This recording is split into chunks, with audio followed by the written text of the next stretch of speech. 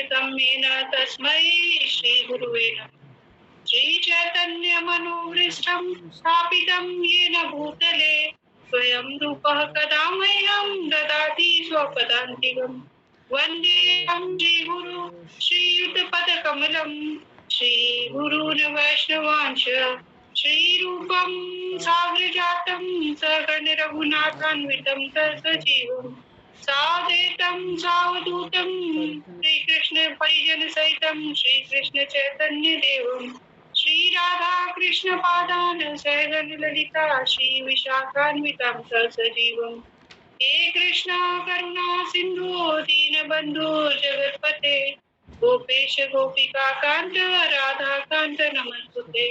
तप्त कांचन गौरांगी राधे वृंदावनेश्वरी वृषभानुसुते देवी प्रणमामि हरिप्रिये। वाञ्छाकल्पतरुभ्यश्च कृपा सिन्धु भैव च पतितानां पावनेभ्यो वैष्णवेभ्यो नमो नमः। जय श्री कृष्ण चैतन्य प्रभु नित्यानंद श्री अद्वैत गदाधर श्रीवासादि गौर भक्तवृंद। हरे कृष्ण कृष्ण कृष्ण हरे हरे हरे राम राम हरे। धन्यवाद सभी भक्तों का। आज का श्लोक है तीसरा अध्याय कर्मयोग। और कर्मयोग हम सीख रहे हैं ना कि किस तरह से हमें इस जगत में कर्म करना है। तो इस श्लोक इस अध्याय के माध्यम से भगवान हमें कर्मयोग की शिक्षा दे रहे हैं। और आज है चौथा और पांचवा श्लोक। चौथा श्लोक है इस प्रकार से है, न कर्मणाम अनारंभात् नैष्कर्म पुरुषम अश्नुते न च संन्यासानत एव सिद्धिं समाधि गच्छति। ना तो कर्म से विमुख होकर कोई कर्म फल से छुटकारा पा सकता है और न केवल संन्यास से सिद्धि प्राप्त की जा सकती है। तात्पर्य श्री प्रभुपाद के द्वारा श्री प्रभुपाद की जय। भक्तिवादी मनुष्यों के हृदयों को विमल करने के लिए जिन कर्मों का विधान किया गया है उनके द्वारा शुद्ध हुआ मनुष्य ही संन्यास ग्रहण कर सकता है। शुद्धि के बिना अनायास संन्यास ग्रहण करने से सफलता नहीं मिल पाती। ज्ञान योगियों के अनुसार संन्यास ग्रहण करने अथवा सकाम कर्म में विरत होने से ही मनुष्य नारायण के समान हो जाता है। किंतु भगवान कृष्ण इस मत का अनुमोदन नहीं करते। हृदय की शुद्धि के बिना संन्यास सामाजिक व्यवस्था में उत्पात करता है। दूसरी ओर यदि नियत कर्म को न करके भी मनुष्य भगवान की दिव्य सेवा करता है तो वह उन मार्ग में जो कुछ भी उन्नति करता है उसे भगवान स्वीकार कर लेते हैं। तो यहाँ पे भगवान बोल रहे हैं है ना कि जो मनुष्य अगर जैसे हम सोचे कि कर्म फल हमें ऐसे तो गोल ऑफ लाइफ क्या होना चाहिए कि कर्म बंधन से मुक्ति है ना, यही गोल ऑफ लाइफ होनी चाहिए। यही है भी है ना कि कर्म बंधन से मुक्ति। लेकिन कर्म बंधन से मुक्ति के लिए अगर ये मार्ग अपना लिया जाए कि कर्म से ही विमुख हो जाए, कर्म हम करें ही ना, कर्म ना करें और तो कर्म फल भी नहीं मिलेगा। ऐसा अगर हम सोचते हैं कि कर्म हम नहीं करते हैं तो कर्म फल भी नहीं मिलेगा और उससे हमें छुटकारा मिल जाएगा, है ना।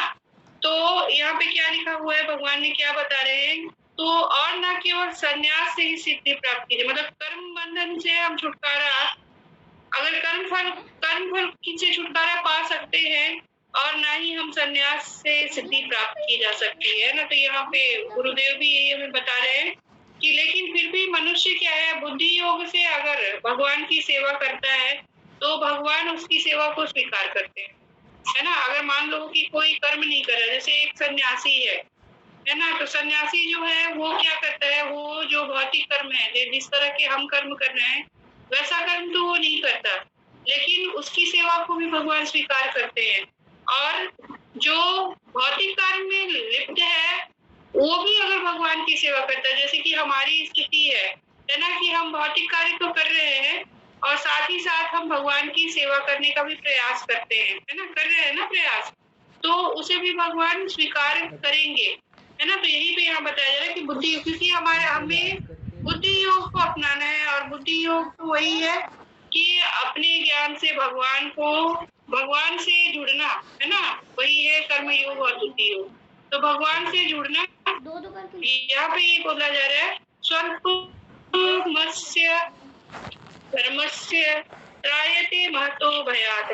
ऐसे सिद्धांत की रंज मात्र संपन्नता भी महान कठिनाइयों को पार करने में सहायक होती है। अगर हम थोड़ा सा भी बुद्धि योग का प्रयोग करें और भगवान की दिव्य सेवा करें तो महान से महान कठिनाइयों को भी हम पार कर जाएंगे। तो ये बहुत, मतलब ये जो वर्ड है ना यहाँ पे, ये लास्ट सेंटेंस, ये बहुत ज्यादा बल देने वाला है कि अगर हम थोड़ा सा भी अगर भगवान की सेवा में रत होते हैं तो हम महान कठिनाइयों से बच जाएंगे। मतलब हमें इतनी ताकत आ जाएगी कि अगर कुछ कठिनाइयां आ भी रही है ना तो उसे हम बिल्कुल आसानी से पार कर जाएंगे, क्योंकि मनुष्य जीवन है तो कठिनाइयां तो आनी ही है ना। लेकिन हमें शक्ति मिल जाती है जब हम भगवान की सेवा में रत हो जाते हैं, क्योंकि हमारी क्या हो जाती है, आसक्ति जो होती है ना वो धीरे धीरे थोड़ी थोड़ी कम होने लगती है, या हम ये मानने लगते हैं कि जो भगवान की इच्छा है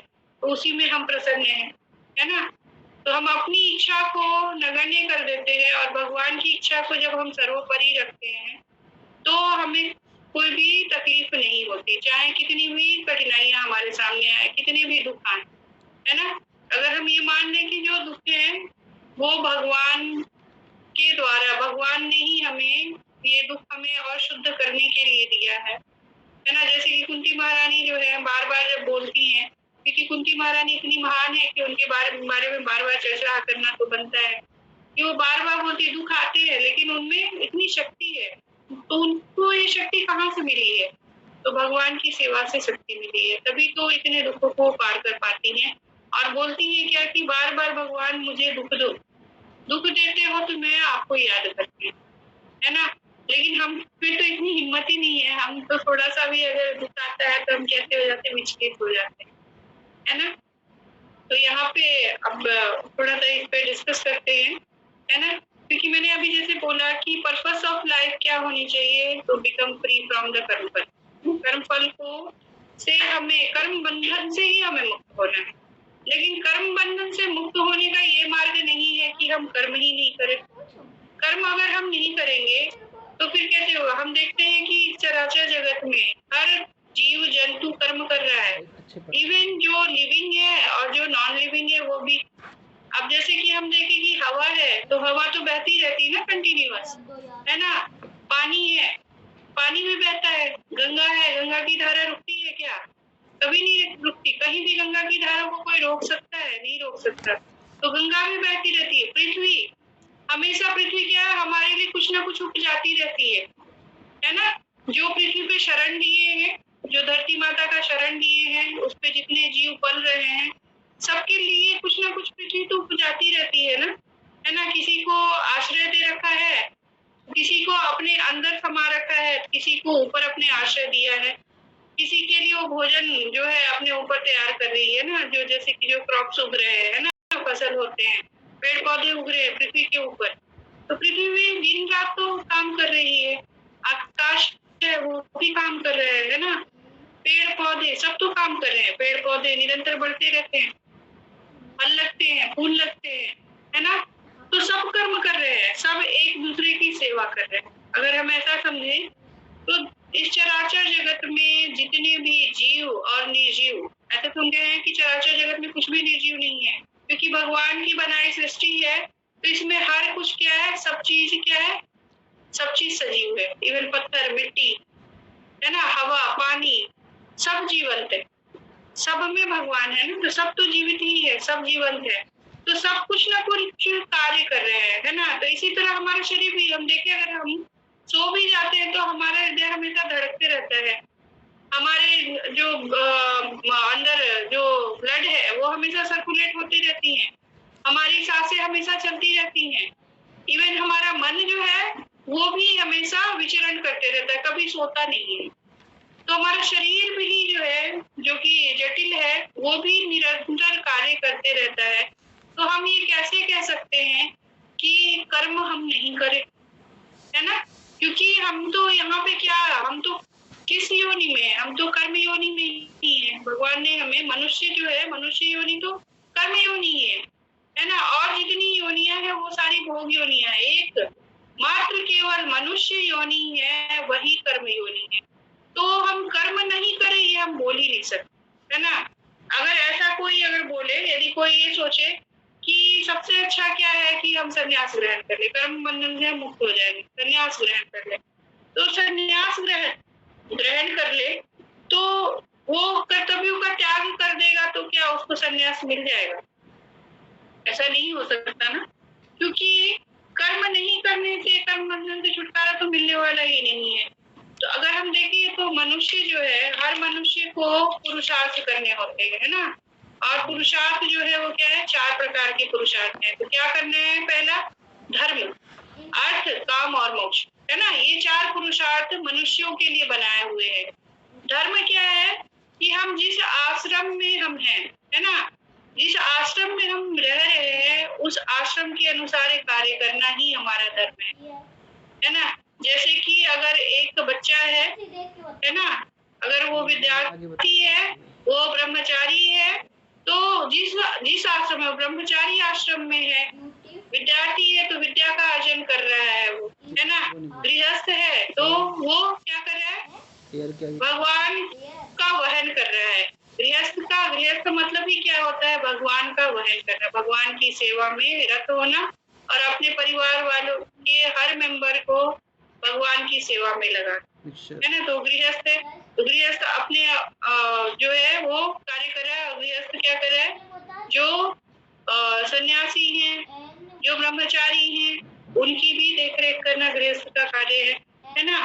और गुरु, जैसे हम एक एग्जांपल ले सकते, तो मतलब जिस आश्रम में है उसके अकॉर्डिंग धर्म करना है। वानप्रस्थी है तो वानप्रस्थ की तरह उसे बिहेव करना है, तो वो उसका धर्म है। सन्यासी है तो सन्यासी क्या करता है? वो कोई भोग विलास नहीं करता। सन्यासी क्या करता है? जितना मिलता है उसमें वो संतुष्ट होता है ना? उसमें संतुष्ट रहता है, तो वो सन्यासी है ना? तो उसके अकॉर्डिंग वो कार्य करता है। जैसे विद्यार्थी है तो विद्या का अर्जन करना उसका कार्य है ना। गुरु है तो गुरु का क्या कार्य है? अपने जो शिष्य हैं उनको अंधकार से प्रकाश की ओर ले जाना, है ना? तो एक राजा है, वो राजा क्या करता है? तो अपनी प्रजा की रक्षा करता है ना? जो दीन दुखी है उनकी सेवा करता है राजा ना। राजा सबका देखभाल करता है। एक अगर सोल्जर है तो वो क्या करता है? अपनी देश की रक्षा करता है, वो उसका धर्म है ना? तो सबसे पहला पुरुषार्थ क्या है? धर्म। धर्म को अगर हमने, अपने धर्म को अगर अच्छे से निभाया, है ना, तो हम धीरे धीरे हम आगे बढ़ सकते हैं, भगवान की तरफ हम मुड़ सकते हैं। अगर एक एग्जांपल ले सकते हैं हम कि अगर गुरु है, गुरु अगर वो कहे कि मेरे को अपने शिक्षा पे, अपने ज्ञान पे गुरूर है ना, गुरु है, अगर वो कहे कि मेरे को अपने ज्ञान पे गुरूर है और मैं अपना ज्ञान क्यों बांटूं, तो वो क्या बन जाएगा? वो वृक्ष बन जाएगा। वो वृक्ष बन जाएगा। और वृक्ष क्या होता है? फल तो देता है लेकिन वो कहीं विचरण नहीं कर सकता, है ना? वो एक जगह पे बंध जाता है। तो ऐसे बहुत सारे एग्जाम्पल्स हैं, हमारे उपनिषदों में हैं एग्जाम्पल्स हैं। यहाँ हम एक देख सकते हैं, एक पत्नी है, पति का क्या धर्म है? वो अपने पति की बात माने।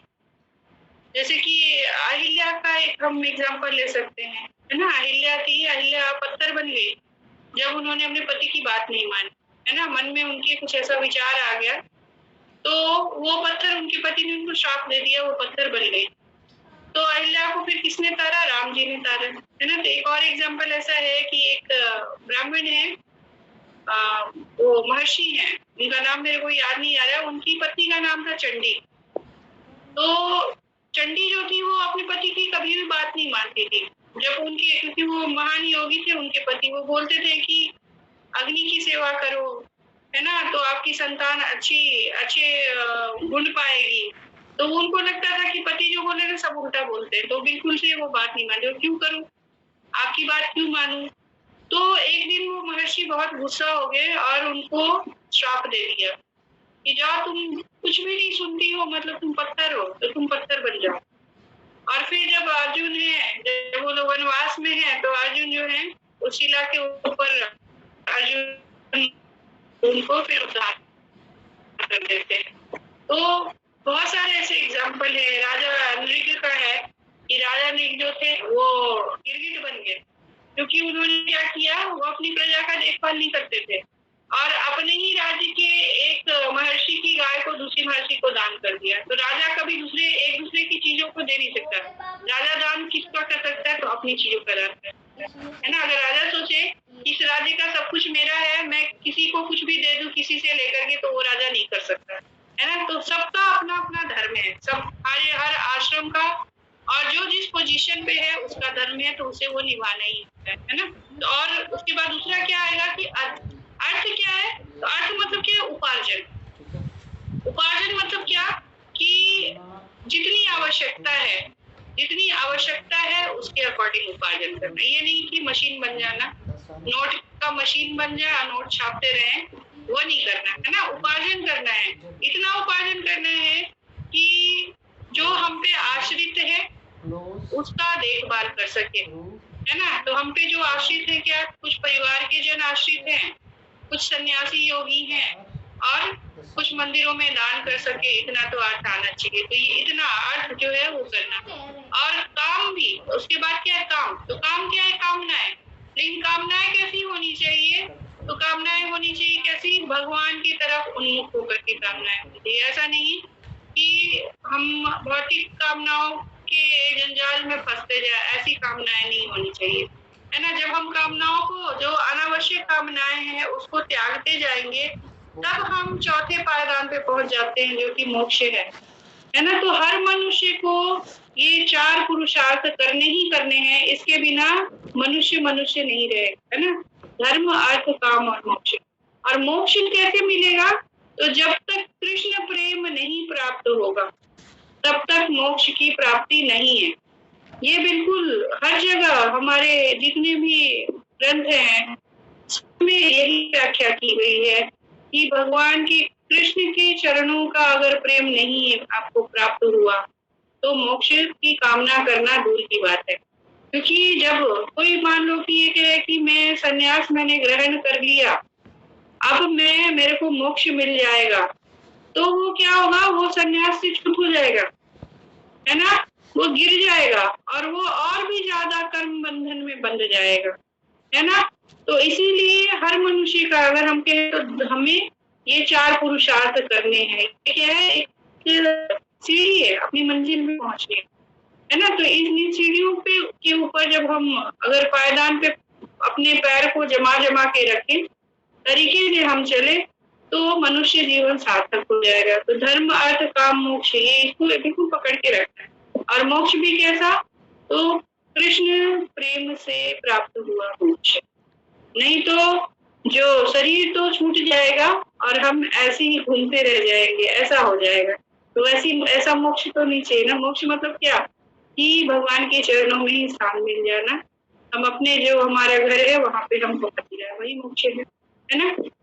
अलग अलग लोगों के लिए मोक्ष का अलग अलग मीनिंग है, लेकिन जो ट्रू मीनिंग है यही है कि भगवान के चरणों में स्थान पाना ही मोक्ष है ना। तो ये 4 चीजों को हमें बिल्कुल से ध्यान रखना है। और यही इस श्लोक में बताया गया है कि कभी भी कोई भी जीव ना बिना कर्म के तो रह ही नहीं सकता, ना। कोई भी जीव बिना कर्म के नहीं रह सकता। तो इस श्लोक में मेरे को इतना ही समझ आया, क्योंकि हम एक और एग्जाम्पल ये देख सकते हैं कि भक्ति विनोद ठाकुर को अगर हम ले। हरे कृष्ण माता जी। माता जी, इसको थोड़ा ना एक बार दोबारा बताइए, बहुत इम्पोर्टेंट चीज है। धर्म, अर्थ, काम, मोक्ष, इसको एक बार दोबारा बताइए। मैं ये बोल रही थी ना कि मनुष्य जीवन है ना, क्योंकि अभी हमने बहुत जगह हमने पढ़ा भी है, सुना भी है, और भागवतम भी है कि मनुष्य अगर जीवन, केवल मनुष्य जीवन ही कर्म करने के लिए मिला है। ये कर्म योनि है। और जितनी भी योनियां हैं, मतलब पृथ्वी से लेकर के स्वर्ग लोक तक, वो सारी भोग योनियां हैं। केवल मनुष्य जो है वो कर्म योनि है। तो जब कर्म योनि में हम आए हैं तो हमें पुरुषार्थ करना है ना। इसी के लिए भगवान ने हमें भेजा है। और पुरुषार्थ जब करना है तो इसके 4 स्टेप है, और इन हर स्टेप को हमें पार करना है, तभी हमारा जीवन सफल होगा, है ना। तो ये जो 4 स्टेप हैं वो है धर्म, अर्थ, काम और मोक्ष।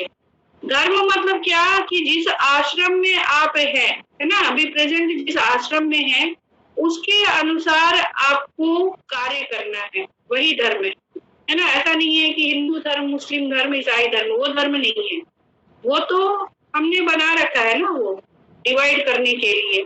लेकिन धर्म मतलब क्या, जिस आश्रम में आप है। जैसे कि अभी अगर हम गृहस्थ आश्रम में हैं, तो गृहस्थ आश्रम के जो धर्म है उसको सही तरीके से करना, है ना।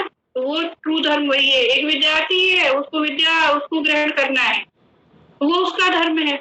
एक पत्नी है, उसको अपने पति की बात मानना, वो उसका धर्म है। जैसे मैंने एग्जाम्पल दिया था अभी, अहिल्या का दिया था और चंडी का दिया था एग्जाम्पल, राजा अनेक का दिया था, है ना, कि उन्होंने अपने धर्म को सही से नहीं उन्होंने पालन किया तो उनको सजा भोगनी पड़ी, है ना।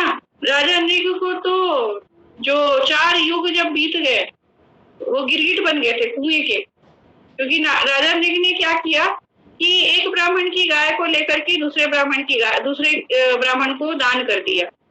क्योंकि राजा क्या सोचते हैं कि ये राज्य की सारी संपत्ति मेरी है, तो मैं किसी का भी चीज हथिया करके किसी को दे दूं, तो ये धर्म नहीं है। राजा का धर्म क्या है, सबकी सुरक्षा करना, सबका, जितने भी उसके नागरिक हैं उनका भरण पोषण सही से हो रहा है या नहीं, उसका ध्यान रखना, है ना। तो राजा ने जो थे उनको थोड़ा सा वो गर्व हो गया कि मैं राजा हूँ तो मैं कुछ भी कर सकता हूँ। तो जिस ब्राह्मण का गाय लेकर के दूसरे ब्राह्मण को दे दिया, तो वो ब्राह्मण वापस अपने गाय मांगने गए। तो वो ब्राह्मण ने कहा क्या, दूसरे ब्राह्मण ने, मेरे को तो दान में मिला, मैं क्यों दूं। तो फिर वो दोनों जाते हैं राजा के पास, तो राजा तो बिल्कुल हाथ खड़े कर देते कि ये तो मेरा राज्य है, मैं कुछ भी करूं। तो जिस ब्राह्मण का गाय राजा ने लेकर के दान कर दिया था दूसरे ब्राह्मण को, उस ब्राह्मण ने राजा को श्राप दे दिया कि तुम्हारी बुद्धि ना बिल्कुल गिरगिट की तरह है और तुम जाओ गिरगिट बन जाओगे। तो गिरगिट बन गए राजा ले, और वो कुएं की गिरगिट, वो भी मतलब बंद गए। वो कुआं कैसा है, गहरा है और वो बाहर नहीं निकल पा रहे, है ना। तो कितनी असहाय स्थिति में पहुंच गए राजा ने, और 4 युगों तक उस कुएं में हो रहे हैं, केवल यही इंतजार करते रहे कि भगवान आएंगे और मुझे मुक्त कर देंगे। तो भगवान कृष्ण पहुंचते हैं फिर और उनको मुक्त कर देते हैं। तो इसीलिए अपना धर्म जो है ना, वो बिल्कुल सावधानी से निभाना ही चाहिए, निभाना पड़ेगा, है ना। नहीं तो इसी तरह हमें सजा मिल जाएगी। तो थोड़ा सा अगर सजा का डर हो जाए तो हम अच्छे से अपने धर्म को निभाएंगे। तो हर स्टेज पे जो अगर वानप्रस्थी है, तो वानप्रस्थी को क्या होना चाहिए, उसे और भी आगे भगवान की तरफ और भी ज्यादा मुड़ना है, और चीजों से, जो भी भौतिक चीजें हैं उनसे आसक्ति को खत्म करते जाना है, कम करते जाना है, ताकि वो संन्यास अवस्था तक पहुंच जाए। क्योंकि संन्यास तक तो सबको पहुंचना है ना। संन्यास मतलब ये नहीं कि हिमालय में जाकर के बैठ जाएंगे तो सन्यासी बन गए, चोंगा पहन लिया तो सन्यासी बन गए, है ना। सन्यासी मतलब तो हम देख सकते हैं कि जैसे हमारे गुरु महाराज कितने बड़े सन्यासी थे, किसी चीज में आसक्ति नहीं, इतने बड़े पोजीशन पे थे, और उनका जब लास्ट में उनके जो विल पढ़े गए तो क्या था उनके पास, केवल 2 लैपटॉप, वो भी किसी भक्त ने उनको दिया था, एक घड़ी जो प्रभुपाद ने उनको दी थी, है ना। लेकिन उनके पास कुछ भी नहीं था, और उन्होंने इतने मंदिर बना दिए। जब से दिल्ली में वो आए तब से उन्होंने लगभग हर साल एक नए मंदिर का उद्घाटन हुआ, है ना। हाल में नोएडा का मंदिर हुआ था, फिर रोहिणी का मंदिर, फिर अभी द्वारका का मंदिर। तो इतने थोड़े समय में महाराज ने 25 मंदिर दिल्ली फरीदाबाद, है ना, दिल्ली एनसीआर को दे दिया। और उनके पास प्रॉपर्टी कितनी थी, कुछ भी नहीं। अगर भौतिक प्रॉपर्टी की बात करें तो कुछ भी नहीं था, लेकिन कितने अमीर की इतने बड़े बड़े मंदिर महाराज ने बनवा दिए। हम तो एक घर बनवाना मुश्किल होता है हमारे लिए, है ना। तो इस अवस्था तक अगर पहुंच जाए तो फिर तो क्या कहना है। फिर जो दूसरा है ना स्टेज, कि धर्म के बाद क्या हमें करना है, तो अर्थ मतलब क्या, उपार्जन करना। जिस आश्रम में हम हैं उसके अकॉर्डिंग उपार्जन करना। विद्यार्थी है तो उसे विद्या का उपार्जन करना है ना। एक ब्रह्मचारी है तो उसे एटिकेट सीखने हैं, उसे भी विद्या ग्रहण करनी है, शास्त्रों का अध्ययन करना है, वो उपार्जन है। एक गृहस्थ है तो उसे क्या करना है कि अपने आश्रितों का देखभाल करना है, उसके अकॉर्डिंग उसे उपार्जन करना है ना। लेकिन अनावश्यक उपार्जन नहीं करना है। अनावश्यक उपार्जन क्या करेगा, हमें बांध देगा, है ना, हमें मोक्ष तक नहीं पहुंचने देगा। तो उपार्जन भी करना है ना, जैसे कि अभी हम कर रहे हैं ना अपने गृहस्थ आश्रम को चलाने के लिए, कुछ मंदिर की सेवा के लिए, कुछ जो ब्रह्मचारी की सेवा है उनकी सेवा के लिए, क्योंकि हम गृहस्थी है तो गृहस्थ का तो ये कर्तव्य है, गृहस्थ का ये धर्म है कि अपने आश्रितों का ध्यान रखना है ना। तो उपार्जन करना है बिल्कुल, है ना। और काम मतलब क्या, कामना के बिना तो मनुष्य हो ही नहीं सकता ना। मनुष्य क्या है, कामनाओं की पोटली है ना। लेकिन कामनाएं क्या होनी चाहिए हमें, कि हमें भगवान के पास पहुंचना है, भगवान का प्रेम प्राप्त करना है, इसकी कामना रखनी है ना, अनावश्यक कामनाएं नहीं। तो कामना, जो अनावश्यक कामनाएं हैं उसका त्याग करना पड़ेगा, ये पुरुषार्थ है। और तभी हम मोक्ष, जो लास्ट हमारा पायदान है, मोक्ष पायदान पे हम पहुंच पाएंगे। और वहां जब पहुंचेंगे हम, तो कृष्ण प्रेम के माध्यम से हम भगवान का के चरणों में स्थान पा सकेंगे। तो यही पुरुषार्थ मनुष्य का। अभी प्रभु जी क्लियर हो गया? अच्छा, ये जो श्लोक है ना, ये बस इसी पे, पुरुषार्थ पे ये श्लोक है कि सन्यासी ऐसे नहीं बन जाते, है ना। सन्यासी बनना भी ना, तो ये जो 4 पायदान है इसको पार करेंगे तभी सन्यासी बनेंगे। नहीं तो अगर कोई सोचे कि, क्योंकि अगर हम देखें तो वासनाएं हैं, उसके बाद क्या होता है, विचार हमारे मन में आने लगता है, फिर क्या, डिजायर बहुत सारे है ना, मतलब कि एंडलेस डिजायर, बहुत सारी इच्छाएं होती हैं। और इच्छाएं होंगी तो क्या करेंगे, हम कर्म करेंगे। तो अगर सन्यासी बोले कि मैं ना कर्म नहीं करूंगा, मैं सन्यास, तो सन्यास मैंने ग्रहण कर लिया, मैं सन्यासी बन गया, लेकिन उसके अंदर बहुत सारी वासनाएं हैं अगर, तो वो क्या हो जाएगा, सन्यास आश्रम से वो गिर जाएगा, वो च्युत हो जाएगा। तो वो केवल क्या हो जाएगा, ऊपर का ढांचा रह जाएगा, लेकिन अंदर से सन्यासी नहीं बन पाएगा, है ना। तो वैसे सन्यासी को भगवान भी स्वीकार नहीं करते। भगवान भी किसे स्वीकार करते हैं, जो शुद्ध हृदय से सन्यास ग्रहण किया हो, जिसने वासनाओं को त्याग दिया हो, है ना। जब पीछे की हम 3 चीजों को समेट के चलेंगे और लास्ट वाला कर्म को त्याग देंगे तो कैसे चलेगा, है ना। तो कर्म को हम त्याग नहीं सकते, हमें क्या त्यागना है, तो वासनाओं को त्यागना है ना। वासनाएं आती है तभी तो विचार तरह तरह के आते हैं। ठीक है, तो यहाँ तक सबको क्लियर है। तो आगे नेक्स्ट वाला श्लोक करेंगे अभी, क्योंकि नेक्स्ट श्लोक भी इसी से जुड़ा हुआ है। किसी का कोई प्रश्न हो तो पूछ सकते हैं प्लीज। जी माता जी। हरे कृष्णा माता जी, बहुत सुंदर माता जी, आप समझा रहे हो, कितना सुंदर आपने जो पुरुषार्थ के बारे में ना बताया कि एक मनुष्य का क्या पुरुषार्थ हो। माता जी थोड़ा सा ना मेरे को ये डाउट क्लियर करना माता जी, जो आपने राजा ने की अभी जो कथा सुनाई, तो माता जी हमने जैसे ये कथा सुनी प्रभु जी के मुख से, तो प्रभु जी ने उस कथा में यही बताया था कि राजा नृग है, उन्होंने अपने से मतलब जो गाय को जो दान किया था, आपने जो है पहले इस गाय को दान कर दिया, तो आपको दोबारा से गाय जो है दान करने का कोई हक नहीं था, क्योंकि दान की हुई चीज दोबारा से हम उसको दान नहीं कर सकते, है ना। तो उस समय जो है उस ब्राह्मण ने शाप किया था ना राजा नृग को। लेकिन जैसे थोड़ा सा माता जी यही है डाउट मन में कि क्या राजा नृग थे जो उन्होंने जान से मतलब ये किया था या अनजाने से ये हुआ था माता जी?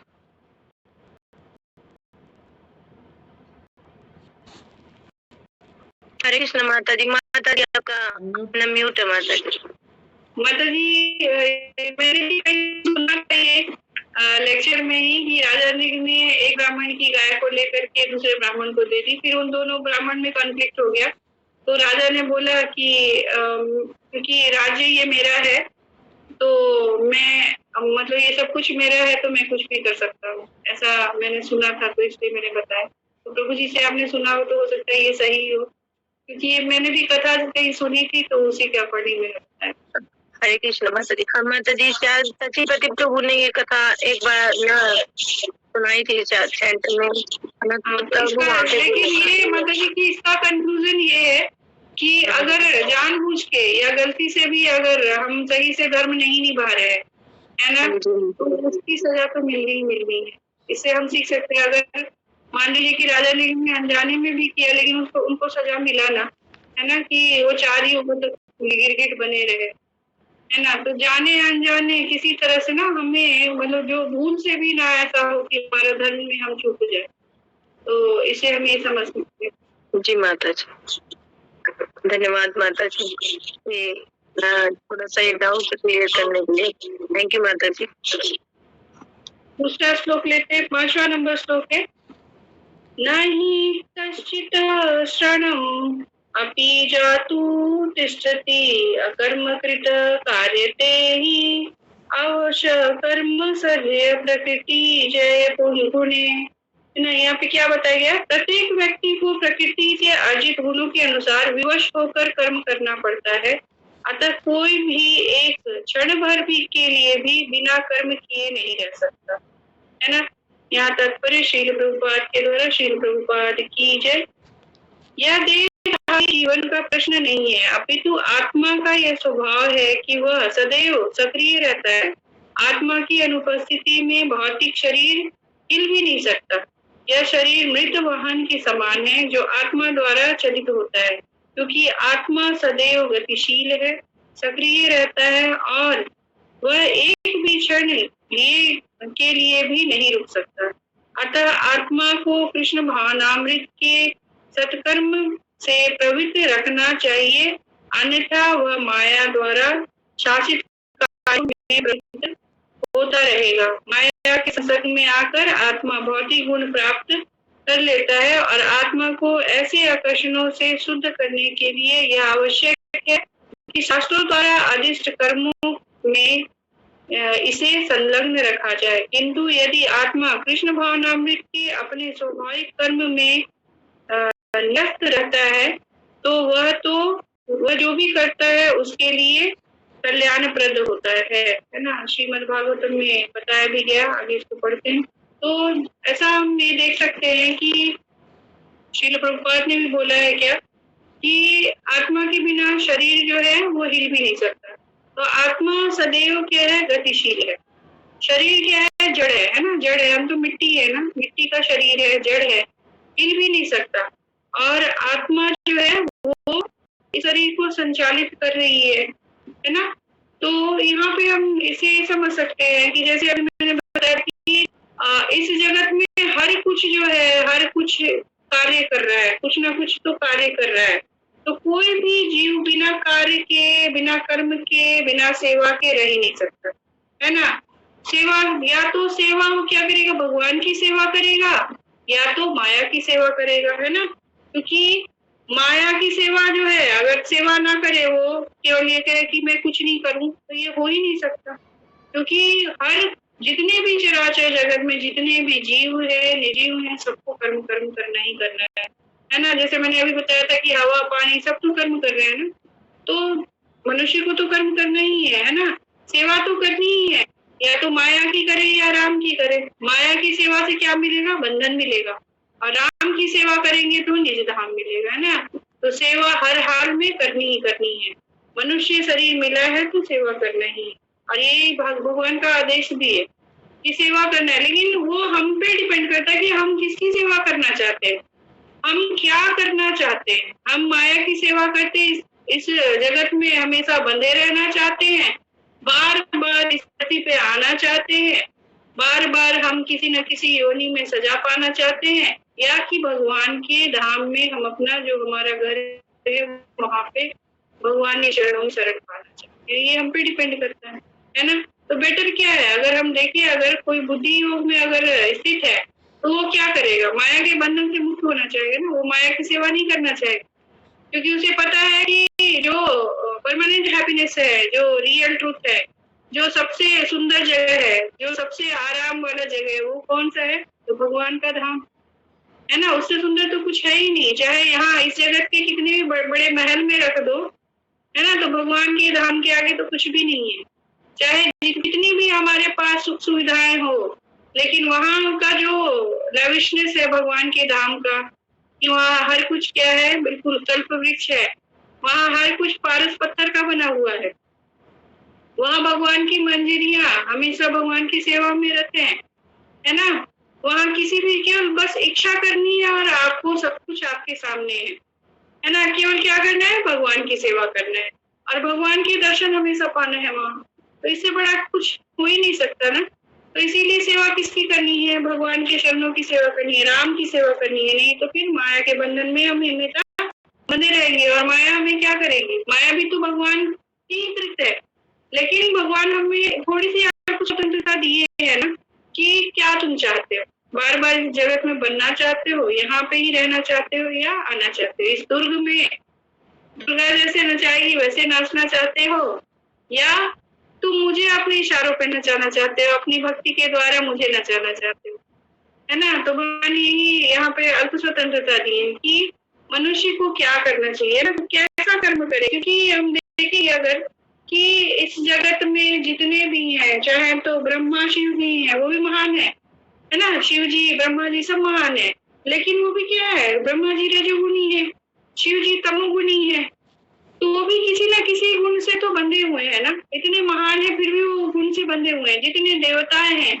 सब किसी ना किसी गुण से बंधे हुए हैं, तमोगुण या रजोगुण से बंधे हुए हैं, सतोगुण से बंधे हुए हैं, है ना। तो मनुष्य इस जगत में, क्योंकि माया भी भगवान की कृति है, और माया क्या करती है, रजोगुण और तमोगुण और सतोगुण में हमें नचाती रहती है। हम तो क्या है, कठपुतली है, जैसे कठपुतली है, कैसा होता है, उसको चलाने वाला कोई और रहता है ना, सूत्रधार। तो दुर्गा देवी हमें नचाती रहती है, तो हम किसी के इशारों पे हम नाचेंगे, या भगवान हमारे भक्ति के द्वारा, भगवान हमारी भक्ति से प्रसन्न होकर के भगवान खुद नाचेंगे, हम क्या चाहेंगे, ये तो हम पे डिपेंड करता है ना। कठपुतली हम है ना, तो कठपुतलियों को तो हम कठपुतली बनना चाहेंगे या भगवान के धाम में स्थान पाना चाहेंगे, तो ये तो हम पे डिपेंड करता है। कठपुतली बनेंगे तो क्या होगा, दुख होगा। जैसे कठपुतली का नाच खत्म हो जाता तो क्या करते हैं कठपुतली वाले, उसे एक कपड़े में बांध देते हैं, है ना। अगर हमें कोई ऐसे नचा रहा है और फिर हमें जब सजा देना होता है तो क्या करती है माया देवी, हमें क्या करती है, दुखे की गठरी में बांध देती है। दुखों की गठरी में बांध जाते हैं, कभी कोरोना आ जाता है, कभी बीमार पड़ जाते हैं, है ना, कभी कोई परिजन चला जाता है तो माया करते रह जाते हैं, है ना। तो बार बार क्या करती माया देवी जो है, वो तमोगुण रजोगुण सतोगुण में हमें नचाती रहती है। तो इन तीनों गुणों से जब तक हम, क्योंकि जितने भी कर्म है ना, इन तीन गुणों से ही बने हुए हैं, और इन तीन गुणों में ही वो हम नाचते रह जाते हैं। तो कर्म से कैसे हम छूटेंगे, कर्म बंधन से कैसे छूट सकते, तो हम क्या करें कि कर्म बंधन से छूटे। कर्म तो करना ही है ना, क्योंकि यहाँ पे भगवान भी बता रहे हैं कि आत्मा है शरीर में, तो आत्मा तो कंटिन्यू कर्म कर रही है, शरीर को चला रही है, तो कर्म तो करना ही है। लेकिन कौन कर्म करे, कौन सा कर्म करे जिससे कि हम कर्म बंधन हम पे नहीं लगे, हम उससे मुक्त हो जाए, है ना। तो वो कर्म क्या हो सकता है कि आपको भौतिक कार्यों में रहते हुए भी कर भी रहे हैं, लेकिन लिप्त नहीं होना है, उस पे बिल्कुल आसक्त नहीं होना है। अगर और फल की आसक्ति नहीं करनी है ना, कि अगर मान लो कि कुछ कार्य कर रहे हैं, किसी की सेवा कर रहे हैं, जैसे सेवा तो सबको करनी है, हमें सेंटर की सेवा मिलती, मंदिर की सेवा मिलती है, घर की सेवा हम कर रहे हैं, दिन भर तो हम सेवा कर रहे हैं ना। लेकिन इस सेवा से अगर हमें कर्म बंधन मिल जाए तो वो सेवा अच्छी नहीं है। तो हमें क्या, कौन सी सेवा करनी है, भगवान की सेवा करनी है। जब हम मंदिर में सेवा कर रहे हैं, सेंटर पे सेवा कर रहे हैं, भक्तों की सेवा कर रहे हैं, तो उसका हमें कर्म बंधन कभी नहीं लगेगा, उसका कोई पाप पुण्य नहीं लगेगा, है ना, क्योंकि वो भगवान की आज्ञा के अनुसार है। भगवान तो यही बोलते हैं ना भगवत गीता के माध्यम से कि मेरी बात सुनो अर्जुन, मैं जो कह रहा हूँ उसे करो, है ना। जैसे अर्जुन इसी अध्याय में पहले के कुछ श्लोकों में अर्जुन क्या बोल रहा है कि भगवान आप मुझे क्यों इतने घोर कर्म में लगा रहे हैं, आप क्यों मुझे इस बुरे कर्म लगा रहे हैं कि मैं अपने परिजनों को मारूं, मैं तो पापी बन जाऊंगा, मुझे तो आप पाप दिलवा रहे हैं। लेकिन भगवान क्या बोल रहे हैं इसमें, कर्म योग में क्या शिक्षा दे रहे हैं कि मैं जो कह रहा हूँ उसको करने से तुम्हें कभी कर्म बंधन नहीं लगेगा। तुम कर्म फलों से मुक्त रहोगे, तुम्हें कोई पाप पुण्य नहीं लगेगा। क्योंकि पाप करते हैं तो सजा पाने के लिए हमें इस धरती पे आना है, पुण्य करते हैं तो फिर पुण्य भोगने के लिए आना है। लेकिन इस धरती पे आना ही एक बड़ा सजा है ना, क्योंकि जेल है ना, तो जेल में बार बार जेल में हम बंद होते रहेंगे तो कैसा हो जाएगा, है ना। कितने अपराधी, कितने बड़े अपराधी हैं कि बार बार हम जेल में बंद हो रहे हैं। तो कभी तो मुक्ति चाहिए ना हमें। तो इसीलिए भगवान कह रहे हैं कि कर्म बंधन से मुक्त होना है तो जो मैं कह रहा हूँ उसे मानो, है ना। मतलब कि हमें भगवान बोल रहे हैं कि मानो, जो मैं गीता में जो ज्ञान दे रहा हूँ ना, उसे समझो और उसके अनुसार से ही कार्य करो। गीता को अगर अपना कॉन्स्टिट्यूशन बना लो, उसके अनुसार से ही चलो। जैसे हम सड़क पे चलते हैं तो जो ट्रैफिक रूल है हम उसको फॉलो करते हैं, तब हमारा एक्सीडेंट नहीं होता, है ना। कम चांसेस है, बहुत मिनिमम चांसेस है ना, एक्सीडेंट नहीं होता है। लेकिन अगर हम ट्रैफिक रूल का नहीं पालन करें तो क्या होगा, कभी सर फोड़ आएंगे, कभी अपनी गाड़ी तोड़ आएंगे, है ना। तो उसी तरह से भगवान यहाँ भगवत गीता में हमें यही तो सिखा रहा है ना कि जो मैंने तुम्हें जो ज्ञान दिया है उसे मानो, उसे उस ज्ञान को अपने जीवन में आत्मसात करोगे, उसके अनुसार चलोगे तो कोई कर्म बंधन नहीं लगेगा। तुम कर्म फलों से मुक्त हो जाओगे और मोक्ष के तरफ अग्रसर हो जाओगे और मेरा प्रेम पाओगे। और प्रेम पाओगे तो मेरे चरणों में, मेरे पास स्थान पाओगे। तो यही लक्ष्य है मनुष्य का, है ना, कि हमें कर्म करना है लेकिन कर्म बंधन से मुक्त होना है ना। तो इतना ही अभी बोलूंगी मैं। और किसी भक्त का प्रश्न है या कुछ बोलना चाहते, जोड़ना चाहते तो प्लीज बोलिए। हरे कृष्ण माता जी, आगे थोड़ा पढ़ा नहीं आपने? हाँ, थोड़ा सा बच रहा है। हाँ, पूरा कर देगी प्रभु जी। अभी तो यहाँ तक किया था मैंने कि कल्याणप्रद होगा, है ना। श्रीमद् भागवतम में के द्वारा इसकी पुष्टि हुई है। तो स्वधर्म चरणाम्बुज हर भजनान कृते पतत सत यदि यत्र तो वामभद्र मुद मुस्य किंको वाया अपतो मा भजता सर्वमत्त। यदि कोई कृष्ण भावनामृत अंगीकार कर लेता है तो भले ही वह शास्त्रानुमोदित कर्मों को ना करे अथवा ठीक से भक्ति ना करे, और चाहे वह पतित भी हो जाए तो इसमें उसकी हानि या बुराई नहीं होगी। किंतु यदि वह शास्त्रानुमोदित सारे कार्य करे और कृष्ण भावना भक्ति ना हो तो सारे कार्य उसके लिए किस लाभ के हैं। अतः कृष्ण भावनामृत के इस स्तर तक पहुंचने के लिए शुद्धिकरण की प्रक्रिया आवश्यक है। अतएव संन्यास या कोई भी शुद्धिकारी पद्धति कृष्ण भावनामृत के चरम लक्ष्य तक पहुंचने में सहायता देने के लिए है, क्योंकि इसके बिना सब कुछ व्यर्थ है ना। तो चाहे हम कितनी भी शास्त्र में कर्म कांड कर लें, उससे हमें कोई सफलता नहीं मिलने वाली है। हमें सफलता कब मिलेगी, जब हम कृष्ण भावनामृत हो जाएंगे। तो किसी कर्म कांड की आवश्यकता नहीं, कोई यज्ञ करने की आवश्यकता नहीं है, कोई कुआं खुदवाने की आवश्यकता नहीं है, धर्मशाला बनवाने की आवश्यकता नहीं है। क्या करना है, तो केवल हरे कृष्ण कृष्ण कृष्ण हरे हरे, हरे राम राम राम हरे हरे ना। श्रील प्रभुपाद की जय। प्रभु तो बहुत सुंदर क्लास माता जी के दोनों श्लोक जो रहे हैं बहुत ही लाजवाब रहे हैं। इतना सुंदर मतलब एग्जाम्पल के साथ माता जी ने दोनों श्लोक को किया है, इतना सरल बना दिया। इससे पता चलता है कि माता जी का जो स्तर है वो कहाँ पे है। थैंक यू सो मच माता जी। माता जी बता रही हैं कि पृथ्वी जो अपना कर्म करना नहीं भूली है, गंगा मैया अपना कर्म करना भूले नहीं है, आकाश पेड़ पौधे अपना कर्म करने नहीं भूले हैं, तो हम मनुष्य योनि जो है वो कैसे अपना जो कर्म जो वास्तव में करना चाहिए वो कैसे हम भूल गए, है ना। तो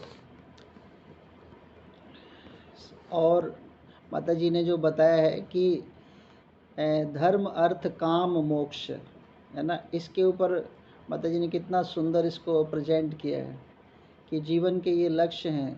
धर्म तब है जब हम आश्रम की सारे नियमों को मानते हैं, और अर्थ जब है, जब हम उपार्जन मतलब विद्या को कैसे प्राप्त कर रहे हैं, मतलब क्या कर्म कर रहे हैं, तो वो उसी से है। और काम जो है कि कैसी इच्छा कर रहे हैं, है ना। काम में इच्छाएं क्या हैं, अगर इच्छाएं भगवान को प्राप्त करने की हैं तो फिर वो उसमें ठीक है, अन्यथा अन्य इच्छाएं हैं, और इससे प्राप्त क्या होगा, मोक्ष से भगवान प्राप्त होंगे। तो इतना सुंदर माता जी ने इस श्लोक को बताया है। तो हमें धर्म को निभाना है ना। जैसे गुरु जो है वो क्या कर रहा है, अंधकार से प्रकाश की ओर ले जा रहा है। राजा जो है दीन दुखियों पर दया कर रहा है। और दूसरे श्लोक में माता जी ने स्पष्ट किया है कि हमें सेवा कैसे करनी है ना, और माया से कैसे बचना है। तीन जो कर्म, तीन जो बंधन है ना, सतोयोग क्या है उसको, तीन जो बंधन माया के हैं, सतोगुण, तमोगुण और रजोगुण, ये जो तीनों रस्सियाँ, इससे कैसे हमें छोड़ना है, और हमें किस प्रकार सर्व सतोगुण में आना है। और ज्ञान, और इसमें लास्ट में तो बहुत सुंदर बताया। देखिए पिछले श्लोक में एक बात नोट की थी कि ज्ञान योगियों के अनुसार संन्यास ग्रहण करने अथवा सकाम करने से विरक्त होने से मनुष्य नारायण के समान हो जाता है। मतलब पहले श्लोक में बोला कि ज्ञान योगियों के अनुसार संन्यास ग्रहण करना, फिर नारायण के समान हो जाता है। तो भगवान ये भी कह रहे हैं कि ज्ञान भी प्राप्त करना है। अब दूसरे श्लोक में ये देखिए क्या कहा है कि शास्त्रियों के कर्मों को ना करें और ठीक से भक्ति ना करें, चाहे वह पतित क्यों ना हो। अगर वो कृष्ण भावना अमृत को अंगीकार कर लेता है तो वो ज़्यादा बेटर है। भगवान को स्वीकार कर लो, कृष्ण भावना अमृत को स्वीकार कर लो। और अगर कृष्ण भावना अमृत को छोड़ दिया और सारे कर्म कर लिए तो फिर उसका तो कुछ नहीं होने वाला। तो बहुत सुंदर माता जी ने क्लास किया है ना। तो सभी भक्त माता जी का धन्यवाद देंगे बाय चैंटिंग के द्वारा। हरे कृष्णा कृष्णा कृष्णा कृष्णा हरे राम हरे राम राम राम हरे करो भिक्षा कृपा सिंधु जय जय पतिता नाम पावनी